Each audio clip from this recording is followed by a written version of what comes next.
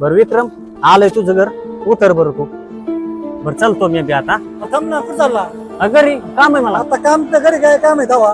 थांब ना, तशी चहा पिऊन. नाही, मला रानातले काम आहे. अरे होती ती घरी, जा चहा पिऊन. नाही मग तो नको. काय आपल्याला काम आहे? नाही मला काम नाही. घरी जाऊन तिला तू काय करणार? काहीच नाही करणार घरी. नाही बघ माझं, मला रानातली काम असते तर. अरे काय झालं? ते विक्याचं नवीन लग्न झालंय, हा. म्हणून नसतं चहा पाजला. अरे येड्या, म्हणून तर त्याच्या घरी नाही जायचं.